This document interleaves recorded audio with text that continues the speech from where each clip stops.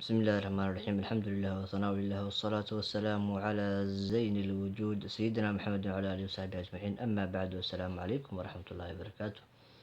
walaalayaal waxaanu kasoo hadlaynay kitaabkeenii ka sheekeynahayay taariikhda nabigeena suuban sala allahu calayhi wasalam. waxaanu kasoo baxnay cashirkeenii ugu dambeeyey oo ka hadlahayay dhimashadii nabigeena sala allahu calayhi wasalam awowgiisii cabdulmutalib oo dhintay, iyo nabiga adeerkiisii oo la wareegay kafaaladii abudaalib, kafaalaqaadkii nabiga sal ly slam oo la wareegay asiga oo si fiican kafaalaqaadkiisa isugu hoolay ugu istaagay. nabiga sal allahu alay wasalam 12 ama 12 markii oo gaarayna inuu aaday oo adeerkiisii ula safray dhulka la yiraahdo sham ayaanu soo sheegnay, iyo raahibkii ama ninkii iska cibaadaysan jiray oo kitaabada hore wax ka yaqaanay diimaha hore oo buxiira ama baxiira la yiraahdo, garashadii oo gartay nabigeena sal allahu calayhi wasalam inuu nebi yahay, asiga oona ku tilmaamay caalamiinta sayidkoodii iyo rasuulkii ilaahay iyo nebigiisii, iyo dardaarankii oo siiyey nabiga adeerkiisii sala allahu calayhi wasalam oo ah inuu u laabto meeshii oo ka imaado magaalada maka ah, asiga oo uga cabsoonahayo dadka yahuudda la yiraahdo in wiilkan yarkaa oo nebi noqon doono inay dilaan ama ay dhibaateeyaan. haddana insha allah cashirkeen ayaan gudagelaynaa. sheikha wuxuu yidhi ilaahay u naxariistay, walamaa balaqa markii oo nebiga gaaray sala allahu ilaahay u naxariistiyaadii caleyhi dushiisa wasalama ilaahay nabadgeliye 25 sanatan min sanatin ay sano 25 sano nabiga sal alla alay slam markii uu gaaray, saafara nabiga sala allahu alay wasalam wuxuu u safray ilaa busra ayuu u safray weeye, magaalada basra la yiraahdo, fii tijaaratin ayuu ugu safray weeye, tijaaro sababkeed, tijaaradaasoo likhadiijata khadiija u sugnaatay, khadiijadii alfatiyati fatiyada ahayd,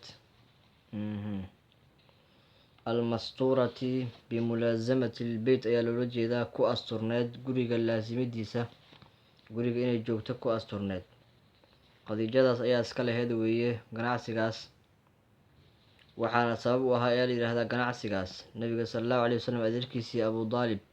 ayaa wuxuu ku yidhi, walaalkay wiilkiisiiow, sanadihii abaarta ah ayaana haleelay, xoolana ma heesanno, wax ganacsiyaana ma lihin, ee khadiijo dadka kaleba ganacsiga waa u dhiibtaaho waxbay ka siidaa faa'iidada ka imaateen, adiga ayaan arrintaas ku habboon ayuu ku yidhi weeye.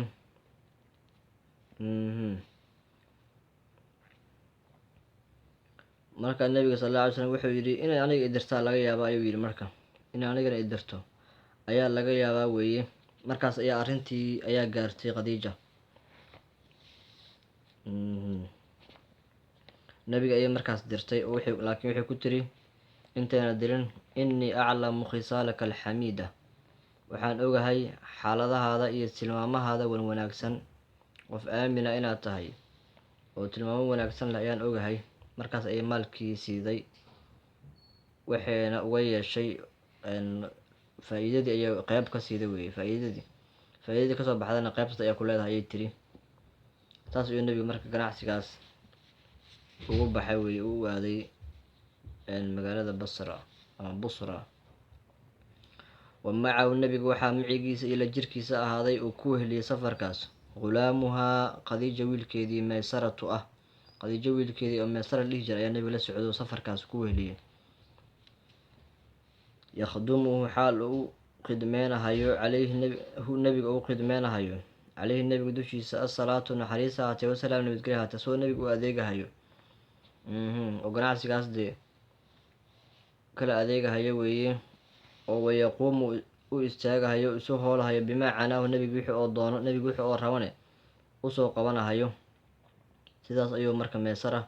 oo wiilkii khadiijo ah nebiga safarkaas ugu weheliyey.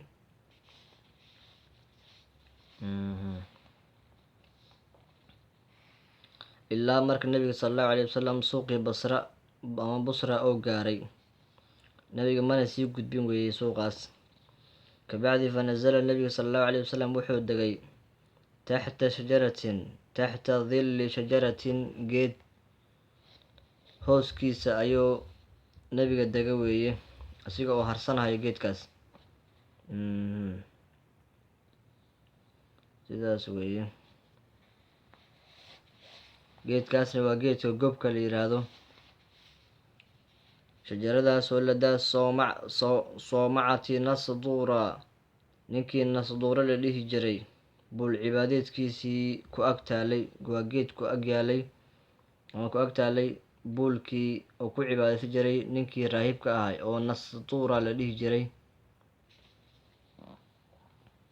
kii hore lasoo marahay ma ahan, kii hore baxiira ama buxiira ayuu ahay.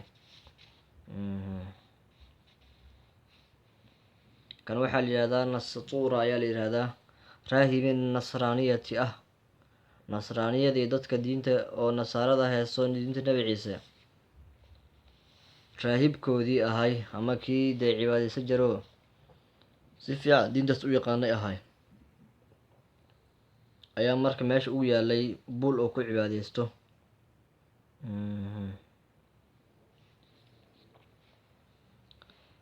sidaas weeye. facarafa marka ninkii nasduura la dhihi jiray hu nebiga ayuu aqoonsaday, wuxuu gartay nebiga sallallahu alay slam inuu nebi yahay. facarafahu nebiga sallallahu alay slam arraahibu ayaa aqoonsaday, ninkii raahibka ahaa nasduura la dhihi jiray ayaa nebiga aqoonsaday. gorma u aqoonsaday marka id maala ilayhi markuu nebiga usoo iishay usoo leexday dilluhaa geedkii hooskiisii marka usoo leexday, hooskaa soo leexanayo, hooskii alwaarifu dheeraay ama alwaafiru ee urursanaay, hooskii geedka ku aruursanaay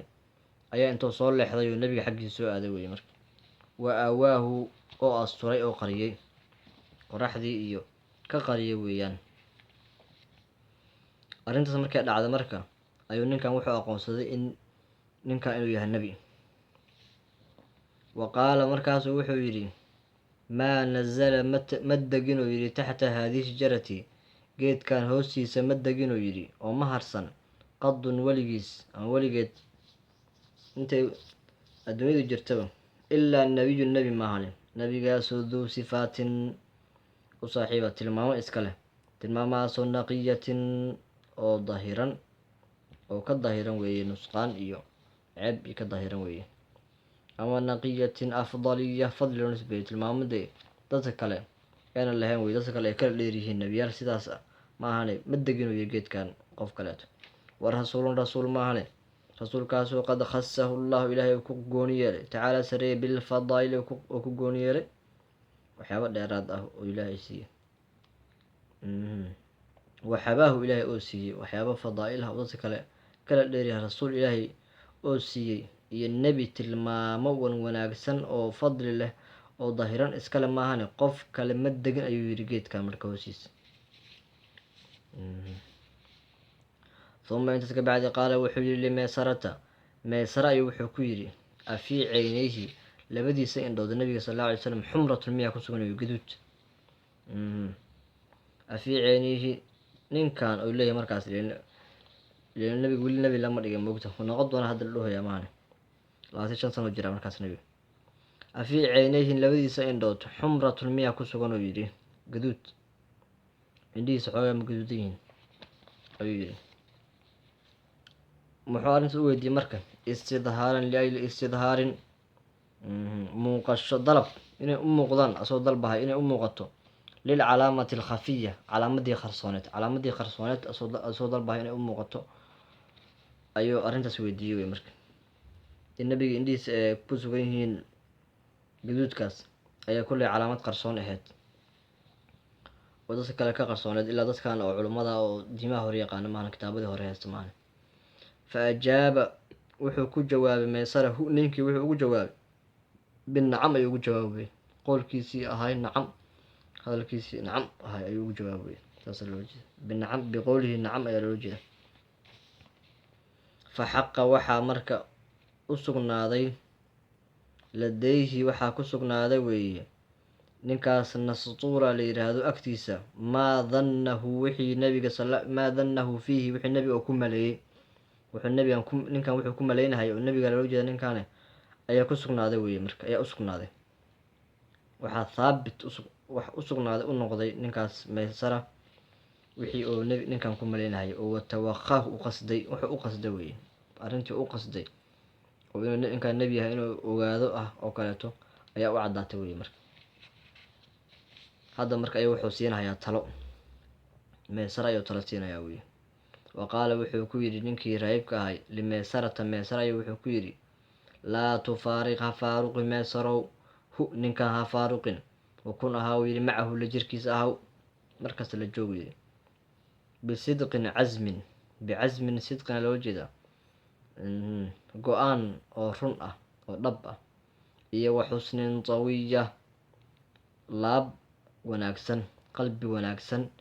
iyo go-aan dhab ah ninkan kula joogu yidhi marka waa nebi ninkan nebi weeyaane haka harin uu yidhi marka fa inahu maxaa yeele ninkan miman ayuu kamid yahay duulkii akramahu llahu ilahay oo karaameeyey tacaala sareeyey binubuwati nebinimo ilahay oo ku karaameeyey wajtabahu ilahay oo doortay dadka nebiyaasha ayuu kamid yahay ninkan wuxuu yidhi ha faaruqin uu yidhi marka waa nebi maxamed weeye marka taladaas ayuu siiyey halkaas ayaa cashirkeena ku simeynaa insha allah waxaan soo socdo soo laabashadii nabiga sal ly slam oo kasoo laabtay ganacsigaas iyo qadiijo waxyaabihii ay aragtay iyo meysara sidoo kaleeto waxyaabihii oo arkay isagoo ka sheekey doono iyo ganacsigaas wixii oo noqday lasoo faa-iiday faa-iido yar meel la faa-iiday mise faa-iido badan isigana waa cashirkeena ayuu noqon doona dambe insha allah ilaah nagu anfaco nabiga sal ly slam kuwii jecel ilah naga dhigo markaas ku saliya ilaah nabiga jecelkiisa noo siyaadiyo jaceylka nabiga ayaa meel kasta lagu gaaraa jannadana lagu galaa ilaah hana siiyo ilaah wadanka hanoo hagaajiyo dowlada caadila oo ciidankii militariga dhista oo saaxiibkeeda iyo cadowgeeda kala aqoonsa ilaah hana siiyo dadka cadaalad ku maamusha ilaah hana siiyo wadanka loo duceeyo insha allah khayrka la sii faafiyo wabillahi towfiiq wassalaamu calaykum waraxmat ullahi